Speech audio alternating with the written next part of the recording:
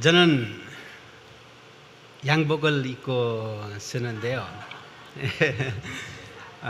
저는 항상 그럽니다. 우리 네팔 애중도 목사님 보면은 추울 때도 같은 양복만 입으시고 절대로 잠바 안 입으시는데, 그리고 더울 때도 또 똑같은 옷 입으시고 덥고 춥지 않습니까? 라고 이렇게 물어봐요. 저는 이렇게 대답을 합니다.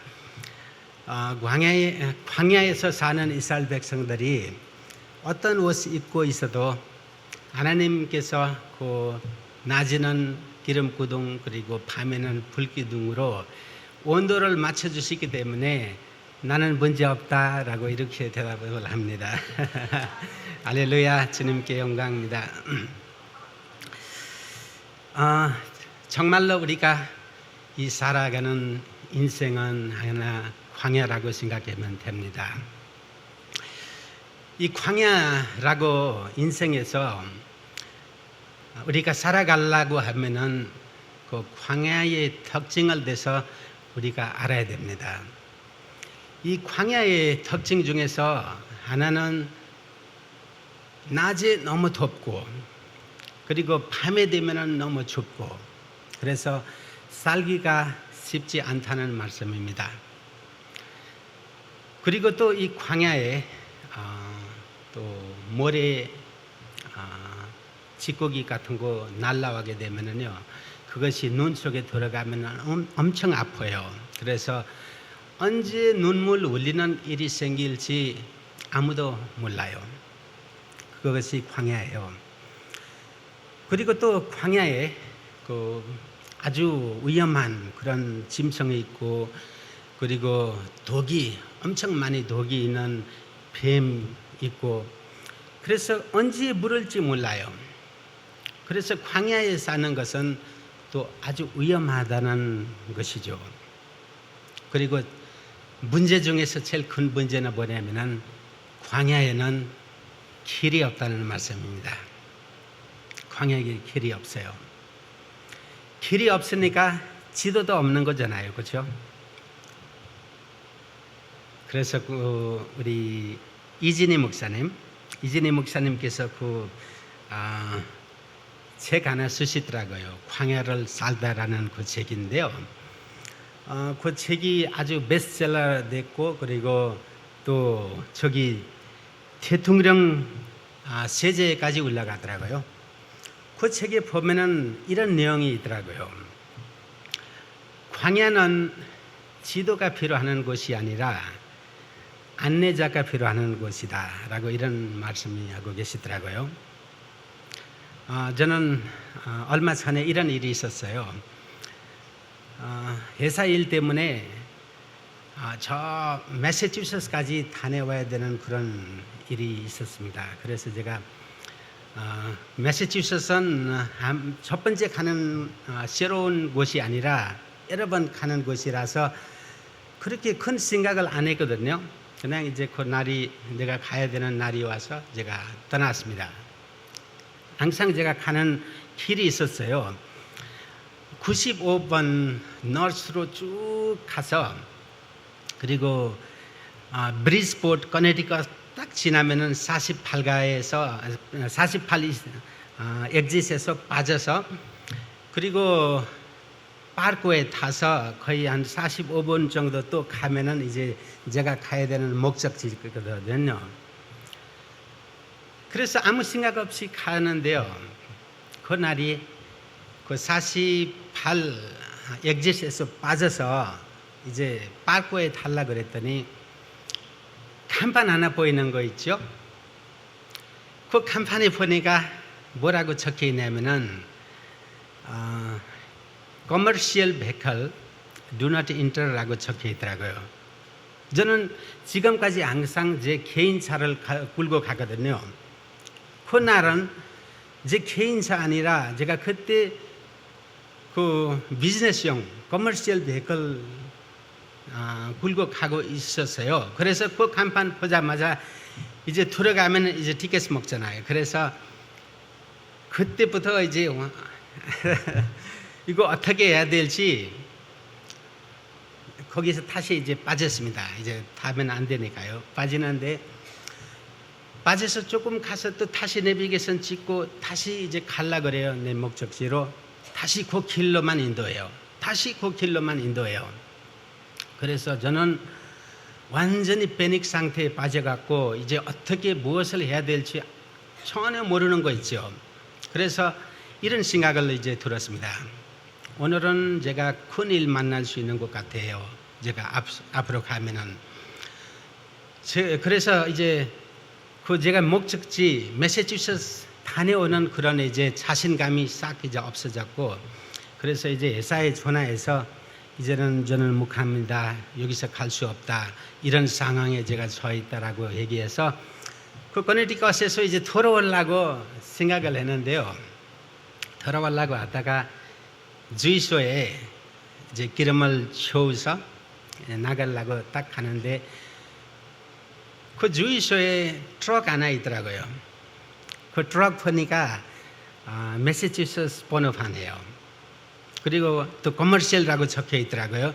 그래서 이분한테 물어보면은 뭔가 이제 나올 것이다라고 가서 운전수한테 제가 얘기를 했어요. 저는 뉴욕에서 매사추세츠 가려고 했는데 지금까지는 항상 제가 개인차 타고 와서 이런 문제를 제가 만나지 못했는데 오늘은 이렇게 그 비즈니스 차를 타고 있기 때문에 이런 문제에 제가 만났다.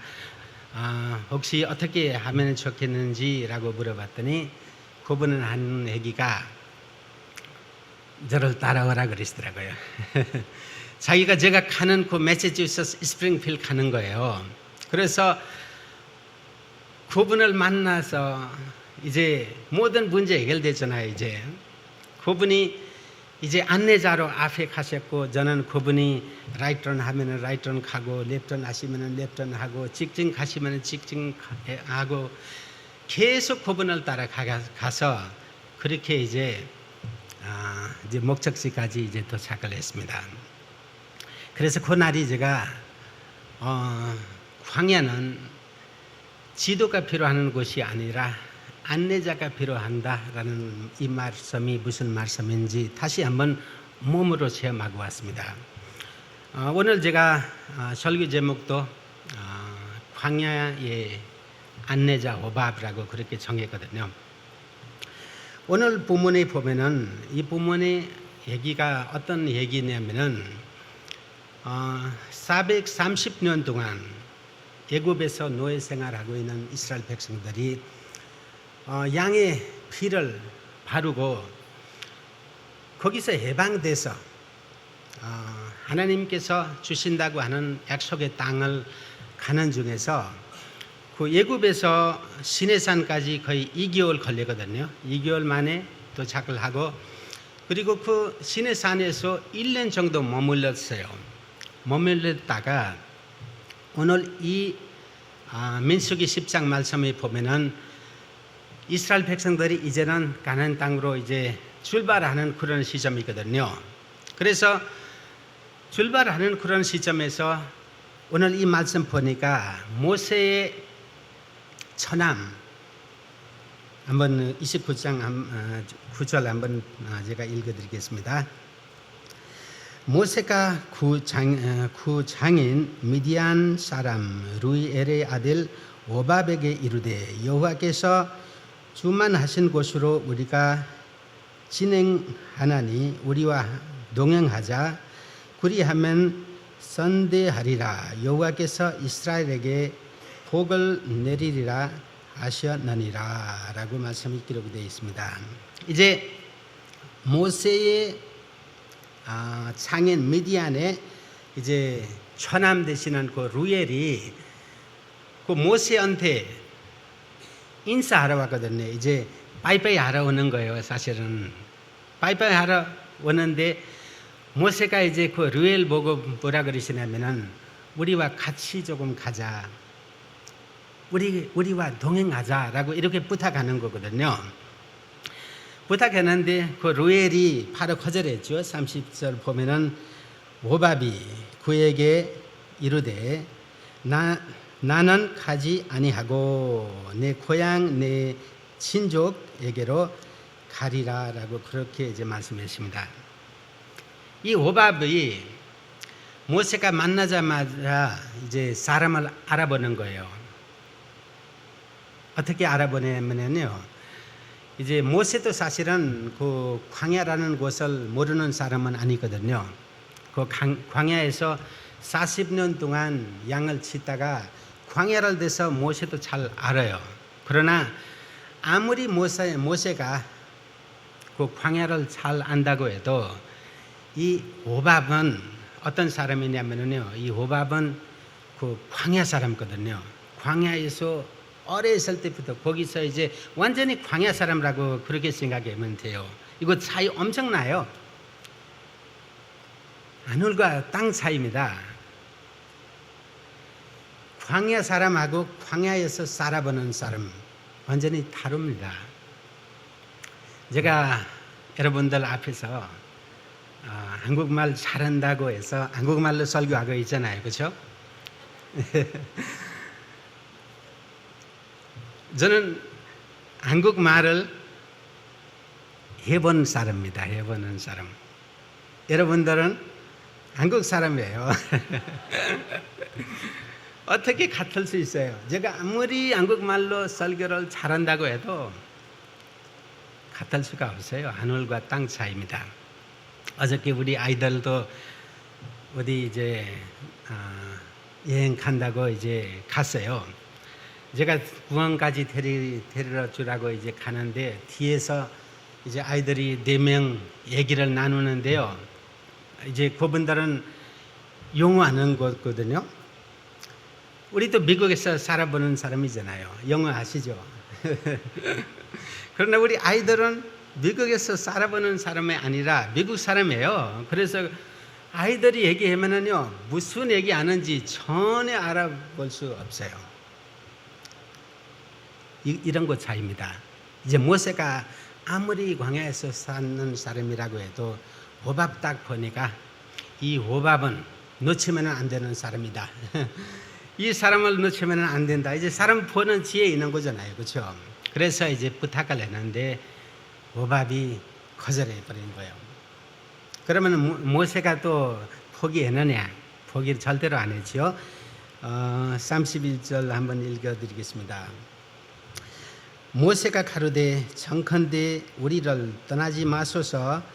당신은 우리가 광야에서 어떻게 진질 것을 아나니 우리의 눈이 되리라 라고 그렇게 말씀했습니다. 당신은 우리의 눈이 되리라. 이 광야에서 눈이 되리라. 그래서 우리를 떠나지 말라고 그래서 완전히 붙잡는 거예요. 여러분들, 호밥은 광야에 모세가 아는 것이 뭐냐면 첫 번째는 이 사람 놓치면 안 되는 사람이다. 아무리 제가 광야에서 사는 사람이라도 이 사람처럼은 안 된다. 그래서 이 사람 도움을 받아야 된다. 이것이 첫 번째예요. 그리고 두 번째, 모세가 무엇을 아냐면요, 이 시점에 이런 사람 보내주는 것은 이거는 분명히 하나님의 계획이 있다. 이 사람은 하나님께서 보내주는 사람이라는 것을 아는 거예요. 사실은 호밥이 아무리 광야 사람이어도 사실은 또 예결자는 아니잖아요. 예결자는 낮에 불기둥으로 기름 기둥으로 그리고 밤에 불기둥으로 함께 하시는 주님께서 참 인도자예요. 그러나 이제 모세가 아는 것이 뭐냐면요, 이 호밥은 우리를 필요하기 때문에 지금 보내주는 하나님께서 보내주는 사람이라는 것을 이제 알기 때문에 이제 놓치지 않으려고 그렇게 이제 붙드는 거예요. 그리고 여러분들 지금까지 살아오면서 30년, 40년, 50년, 60년, 70년, 80년 이 시간을 틈틈이 생각을 하게 되면요, 우리 인생에도 하나님께서 보내주시는 이 눈 같은 안내자, 호밥 같은 분이 많은 분들을 보내주셨잖아요, 그렇죠? 우리가 덤덤히 생각하게 되면은요, 어떤 사람은 우리를 주님께로 인도해 주시는 안내자로 그런 오밥 역할을 해주시는 분이 있기 때문에 우리가 이 자리에 있는 거예요. 그리고 또 어떤 분은 우리가 시험을 당하고 있을 때, 우리가 어려움 당하고 있을 때, 우리가 문제 속에 처져 있을 때, 그런 상황에서 우리를 위해서 기도해주고, 우리를 위해서 격려해주고, 우리를 위해서 이제 말씀으로 양육해주고, 그렇게 우리를 하나님 앞에 설 수 있도록 그렇게 붙드는 또 호밥이 있잖아요, 그렇죠? 그래서 우리가 이 자리에 있는 거예요. 그리고 안내자 있으면은요, 정말로 우리는 안내자를 감사해야 돼요. 안내자를. 뉴욕 장로교회 우리 담임 목사님 계시고, 그분이 안내자, 호밥 같은 안내자거든요. 그리고 장로님들 계시어요. 장로님들도 호밥 같은 안내자예요. 그리고 집사님들 계시고, 그분들도 다 호밥 같은 안내자예요. 그리고 교회 곳곳에서 섬기시는 교사님들 계시고, 뭐 여러 모양으로 섬기시는 분들이 계시거든요. 그분들이 다 호밥이라고 생각하면 돼요. 그분들이 있기에 신앙생활 하는데 우리는 그분을 따라가기만 하면 되잖아요, 그렇죠? 그래서 그 호밥 분들이 다 하나님께서 필요하시는 분들이 있기에 이 뉴욕 장로교회 여러 곳에 씌웠다는 것을 우리는 인정하고 기도하고 감사해야 됩니다. 저는 항상 한국 나라만 생각하면은 너무너무 감사를 해요. 왜냐하면은 저는 주님께로 저를 안내해 주시는 나라, 한국 나라예요. 그리고 그 나라 안에서 어떤 호밥 같은 분이 있기에 그분이 제가 세상 빼게 모르는 그런 상황에서 살다가 그분이 제 시선을 또 주님께로 안내해 주셨고, 그리고 또 어떤 분께서 저를 계속 지도해 주고, 그리고 주님 앞에 잘 설 수 있도록 계속적으로 밀어주고, 그렇기 때문에 여기 제가 있는 거 아닙니까? 그리고 뉴욕 장로교회 특별히 제가 감사하는 것이 뭐냐면요, 제가 주의 종으로 씌워지는 것이 뉴욕 장로교회예요. 여기서 저는 목사 됐습니다. 뉴욕 장로교회 안에서. 그리고 지금 하나님의 그 사역을 하고 있는데요, 제가 뉴욕 장로교회 한 분 한 분을 뒤에서 보면서 항상 호밥 같은 분이다. 우리에게는 호밥, 오늘 여기 모세가 우리의 눈이 되리라고 그랬거든요. 저는 한 분 한 분을 보면서 우리가 신앙생활을 하는데, 그리고 우리가 주의 일을 하는데 그분한테 좀 배워야 되겠다. 그분 하시는 대로 해야 하는 게 좋을 것이다. 그분 하는 대로 하는 게 좋다. 이런 식으로 계속 제가 그 뒤에서 보면서 많은 것을 보고 있고, 그리고 배우고 있고, 그리고 제가 호밥으로 지금 생각하면서 그렇게 따라가고 있습니다. 정말로 이 자리에서 다시 한번 뉴욕 장로교회 모든 분들에게 감사의 말씀 드리고 싶습니다.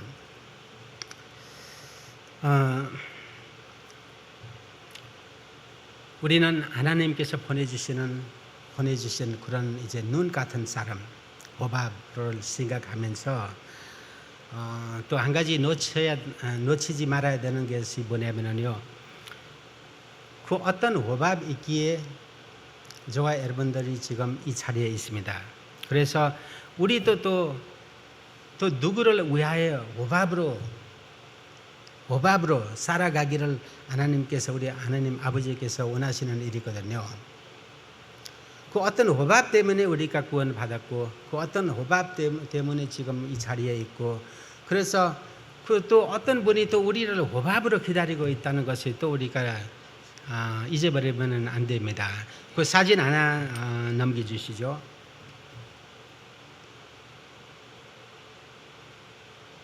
이 사진은 우리가 7월 13일 날 우리 야외 예배 가거든요. 저기 선켄 미러즈 박.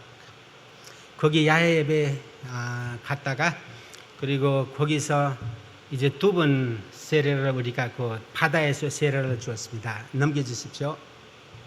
예, 그 청년 두 분이 대학생들이에요. 그분들이 예수를 믿고 세례를 받았어요. 그날이. 그 어떤 분이 호밥으로 우리에게 다가와서 우리가 이 자리에 있듯이 우리도 또 계속 호밥으로 이런 분들을 주님께 인도해야 되는 거예요. 주님을 그분들이 볼 수 있도록 우리는 눈의 역할을 해야 돼요. 그래서 또 그분에 거치면 안 되고요. 또 그분들이 또 다른 사람에게 또 그 어느 사람에게 또 호밥이 돼야 되는 거예요. 이것이 하나님께서 원하시는 일이거든요. 그래서 주님 다시 오실 때까지 우리는 그 어떤 사람을 위해서 우리는 호밥으로 살아가면서 그리고 이 광야 같은 세상에 주님의 인도를 어떻게 잘 받을 수 있는지 어떻게 신앙생활을 잘 하면서 주님을 기쁘시게 하는 그런 삶을 살 수 있는지 믿음 생활을 어떻게 하면 잘하는지 우리는 계속 인도를 안내를 해줘야 되는 것이죠. 오늘 제가 마지막으로 이 호밥을 대해서 조금 호밥의 우선, 호밥이 이렇게 광야의 한 안내자로 이렇게 지금 모세가 이제 이야기를 했는데요. 이 호밥 그리고 이 호밥의 자손들이 어떻게 되는지 한번 성경에서 한번 찾아보고 그리고 오늘 말씀을 제가 맺겠습니다.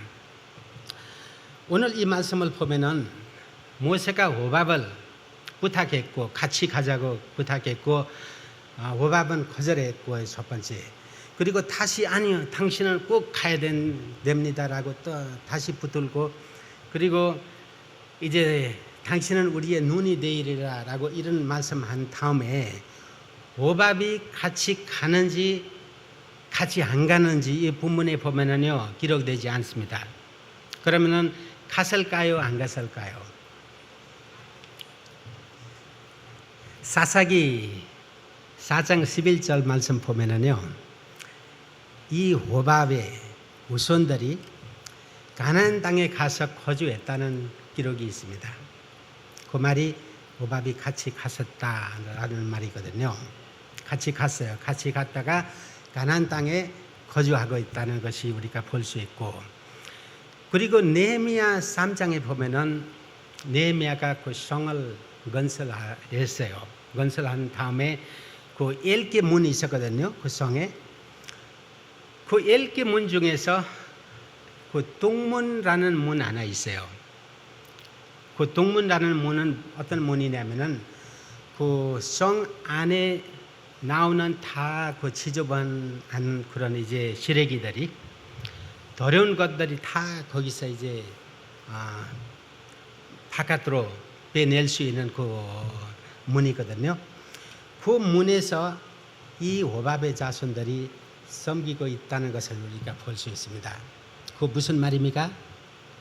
이 호밥의 후손들은 주님을 위해서 내가 어떤 낮은 곳으로 가도 괜찮다라고 기쁜 마음으로 그런 곳에서 주님을 위해서 이제 섬기고 있다는 것이죠. 눈이 아닙니까? 눈 같은 분이 아닙니까? 그리고 또 이스라엘의 역사를 보면은요 왕시대 그 종교 개혁이 있었거든요.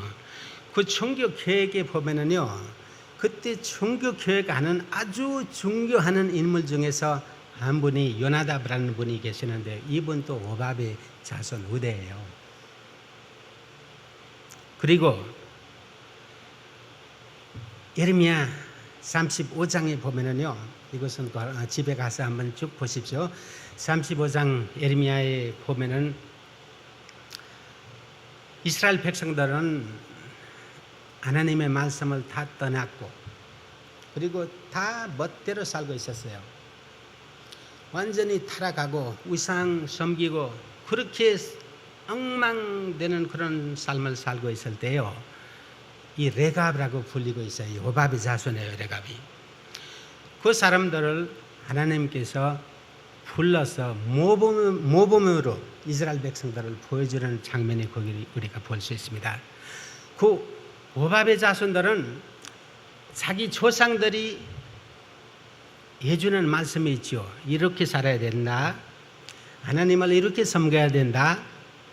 하나님 앞에 우리가 항상 이렇게 사는 것이 이것이 하나님이 원하시는 일이다 라고 그 가르쳐주는 그 말씀이 그 후대들이 다 그대로 이제 지키고 나갔다는 것을 우리가 볼 수 있습니다. 눈이 됐어요. 눈이. 그분들이 진짜 이스라엘 백성들에게 눈으로 하나님께서 사용하고 계시더라고요. 거기도. 그리고 역사학자 유세푸스 그분이 글을 보면은요, 어떤 글이 있냐면은 이 모압의 자손들이 후대들은 집 짓지도 않았고, 그거는 이제 예레미야의 말씀에 기록되어 있고, 그리고 직업으로는 양을 기르는 그런 직업을 가졌다 그래요. 그리고 그 예루살렘 성 안에 그 제사 드릴 때 사용하는 모든 그 제물들이 이 호밥의 자손들이 키우는 그 제물이 거기서 바쳤다라고 그런 글이 있습니다. 그래서 하나님께서 이 우대들을 놀랍게 사용하는 것을 우리가 볼 수 있습니다. 그리고